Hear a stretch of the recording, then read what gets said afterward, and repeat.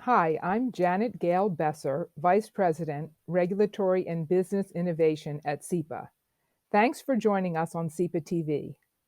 In anticipation of our upcoming Tiers of Decarbonization project, I had planned to speak with our guests today at North America Smart Energy Week back in September. While we sadly were not able to gather for that discussion, we're having it today, virtually. We will dive into the benefits, challenges, and opportunities associated with defining the scope and impact of different types of carbon reduction actions. Thanks to RTO Insider and Electrum for sponsoring this episode of SEPA TV.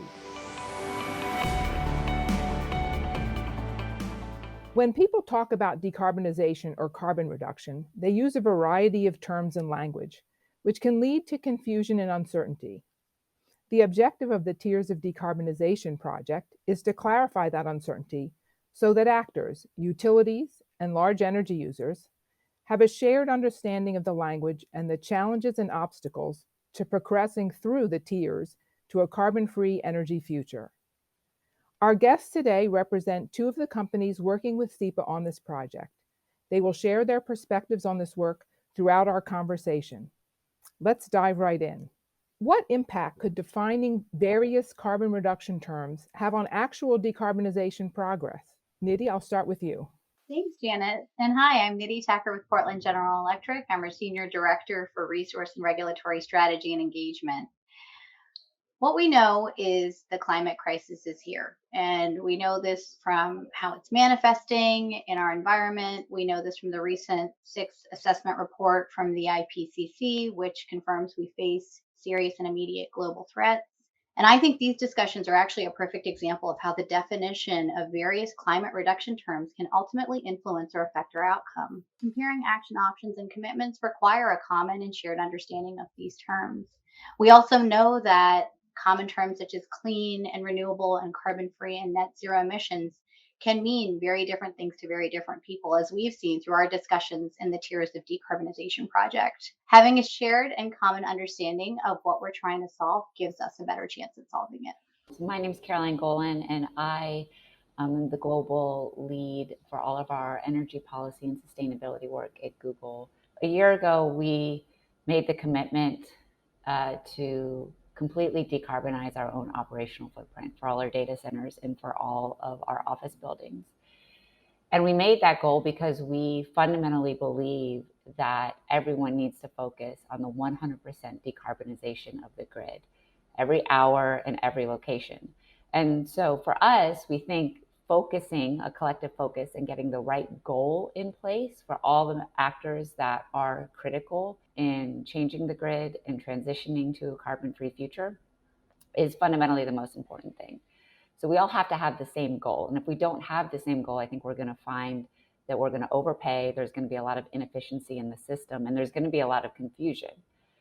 So in terms of defining terms, I think the most important term we have to define is where are we trying to go? What is the goal here? And we see the grid as the lifeblood for the entire economy. And so if we are not fully decarbonizing the grid, we don't think we have much shot at meeting the net zero economy goals that we know we need to meet to stave off what we see as the most dire situation from climate change. So, how can organizations or utilities determine if certain actions will actually reduce carbon, or which of them would be more effective than others? At a high level, we have to be focused on driving systemic change. And we can't work on the margins anymore. We need foundational processes and frameworks to change. The frameworks and processes that have shaped the grid for 100 years, from engineering to technology to markets, they all have to change. And we need to do it quickly. And from a buyer's perspective, our accounting standards need to change. The way we incentivize, the way we allocate our resources and what we focus on needs to change. How we get credit for what we invest in needs to change. But we also need to be really clear that our investments need to be purposeful. So, buying naked wrecks on the system is not going to decarbonize the grid. If we want to pull off fossil fuels, we have to invest in additional resources on the grid. And we need to make sure that those resources are working for decarbonization and working for the ability to pull off fossil fuels. And so, there's a number of things around that needs to change, right? So we need to do better matching. We need to be matching supply to meet hourly low carbon reductions, right? We need to make sure that we are giving capacity values to these new technologies, so they're not just load modifiers in the system. They're actually working to displace fossil fuels. We need to make sure in our IRP planning processes that we're looking at the whole swath of technologies that can actually be used. And we need to stop looking at renewables on the margins. We need to stop looking at them as just, the cream on the top. They need to be the fundamental building blocks of the grid. And so I think a lot of this is about buyers working with utilities to say, these are our goals, and how can our goals work with you to change the grid and to make sure we're not overbuilding the system, and to make sure we're not driving, in towards two different trajectories. This is why we know carbon reduction metrics really matter. And having metrics are a way that we can ensure that we have consistency in our understanding of carbon reduction. But I would say that carbon reduction metrics are not the only gauge for decarbonization. We really need to accelerate our deployment of technologies to carbonize at scale. And we, right now, really need to leverage the most viable and most cost-effective technologies. As a utility, this is a challenge that we're facing every day. In Oregon, we have one of the most aggressive decarbonization mandates in the country. And at PGE, it's one of our core company missions to decarbonize and electrify. But we see that we have to do this in a way that's going to be cost effective for our customers and affordable for them to ensure that they're brought along in this clean energy transition. So knowing that, we have to think about what zero carbon and renewable technologies are available now and in the near term, and which technologies will be available 10 years or 20 years from now. For example, with batteries going from 4 to 6 hour batteries to 8 to 10 hour batteries. And how do we think about these technologies in our integrated resource plan? This is a core area and tool for our long-term planning. We're also starting to think about how we integrate customer-sited renewables into our decarbonization journey, and how we better leverage our distributed flexible resources so that we can both empower our customers and work to build the next virtual power plant. I'd also note that we're not going to be able to solve these problems alone. The private sector can't do it alone. The public sector won't do it alone. And we need the foundations and philanthropy at the table too. Frankly, we need to continue collaborating with policymakers, regulators, and governments at the federal, state, and local level to enact supportive public policy and incentives and effectively coordinate between the public and private sectors. This is really going to take all of us working together in conjunction with a common understanding of our larger goals. I think the only other thing that I would add there, and I agree with everything that was just shared, is that from the buyer's perspective, we feel like we have this responsibility, right? And what the market opens up, or how we get credit in the market actually, is how we define our resource allocation, right? So we really have to start thinking beyond the frameworks that we've been operating in. And it's policy and it's regulatory change at the core level, but it's also a conversation about the standards that shape our resource allocation. And, in the buyer community, those standards and how we get credit for the investments we make really, really affect the way we pursue, how we pursue our investments, right? And so if you're looking out at the landscape right now, what we see often is that keeping existing nuclear online, keeping existing hydro online, that we know are necessary to decarbonize the grid, gets no recognition and gets no credit in the global conversation for buyers, right? Investing in batteries, which we know are critical, gets no credit in the conversation. So we have this huge accounting issue that also needs to change, that I think sometimes doesn't get brought up in the conversation with utilities because they're not necessarily in that same space, right? And so we need regulatory change. We need policy change. I couldn't agree more. We massively need transmission change. And we need to start thinking about what that last 20% is going to look like, right? Most of the studies that I've seen have shown that, within the next 15 to 20 years, it's pretty feasible that we can get to 80% carbon-free energy, right? It's that last 20% that we need to start investing in now. And so collectively, as the leaders in this space, we now need to also be saying, so what do we need to do for that last 20%? Because otherwise we're going to get pretty far and then we're going to stop and we're going to lose about 10 years in the process, right? So I think this conversation is great. And I think what we're all recognizing is like the time is now and we're behind. So, how are you closing the gap on your more challenging goals of net zero by 2040, Nidhi? So I would start by saying that realizing the target of zero emissions by 2040 will not be easy. And we don't have all the answers today. We're aiming to lead by decarbonizing, electrifying, and still performing for our customers and offering them safe and reliable service. It has to be affordable, and we can't forget those core missions and values in the process. We're also actively removing GHG emissions from our system, electrifying the economy from transportation to homes and buildings. And we're also trying to offer products and services that put our customers in control of their energy journey. We are seeing more and more that our customers want optionality and they want a say in what their energy mix looks like.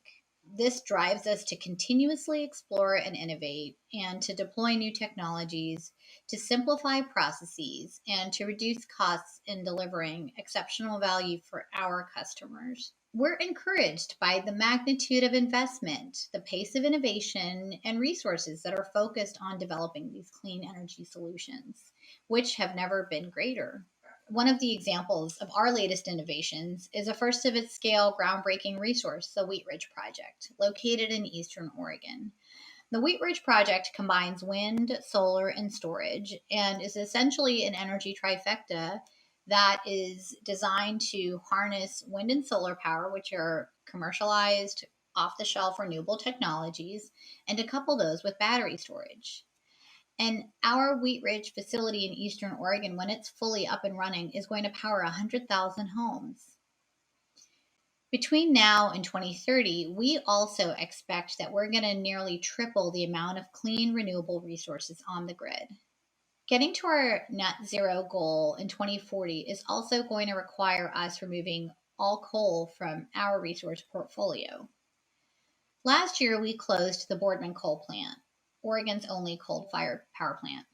And we're working really aggressively with the co-owners of Colstrip in Montana to exit from the plant. And that is our last coal-fired power plant in our resource portfolio. And we're also looking to electrify our own fleet of vehicles to get to our net zero goal, to add more energy storage to our system, and to better leverage and harness the power of distributed flexible resources so we can build more virtual power plants in the future while empowering our customers and while stacking the value associated with distributed flexible resources. Thanks, Nidhi. SEPA has actually been doing a lot of work on strategies utilities can use to achieve a clean and modern grid. Many of those you mentioned were identified as best practices in our utility transformation profile this past year. For utility professionals looking to build on the strategies you identified, this report is a great resource, so I encourage anyone watching to check it out after this episode. How is Google closing the gap to reach its 24/7 carbon-free goal? So when we sat down and really planned out how we were going to achieve 24/7, we first thought about what we needed to do and what we needed to commit to so that it wasn't just about a Google procurement goal, that it was about 24/7 carbon-free energy becoming the state of the grid, not just the goal of Google. And so to do that, we knew that we were going to have to play heavily in changing the policies and the structures and the frameworks that have guided procurement, but have sort of guided the fundamental ways in which we operate and engage with the electricity system, right? So for us, policy is at the core of 24/7, and scalable solutions is at the core of 24/7.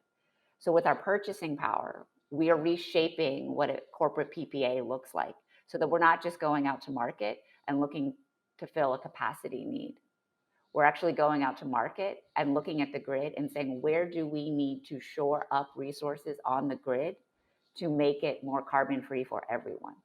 And we've been able to do that. We've had wonderful experiences working with AES and NVE and Fervo in the United States to sort of invest in these next generation technologies and these next generation procurement structures so that we can actually start focusing on the decarbonization of the grid, not just on adding the new renewable capacity on the grid.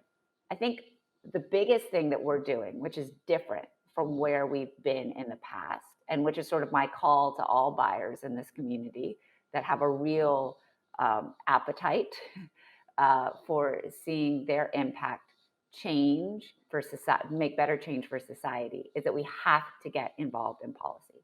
And so our team is involved at every single level.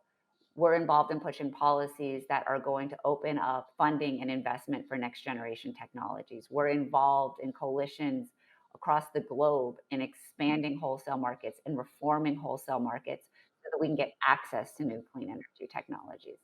We're involved in forming coalitions and in policies and working groups all over the globe that make sure that we're building and integrating the transmission system in the way we have to do it now, so that we can actually realize a future carbon-free state without overbuilding and overcosting all of the customers, right?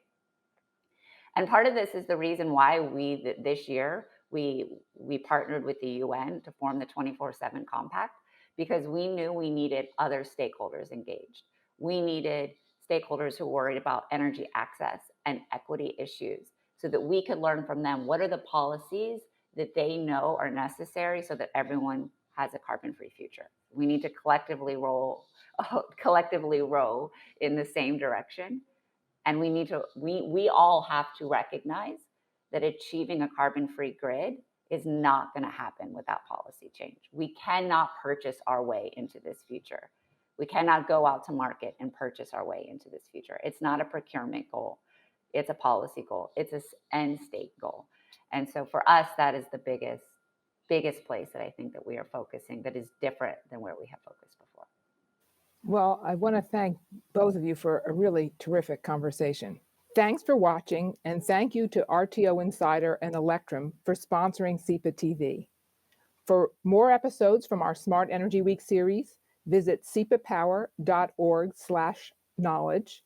And of course, keep an eye out for findings from our Tiers of Decarbonization project coming early in 2022. See you next time.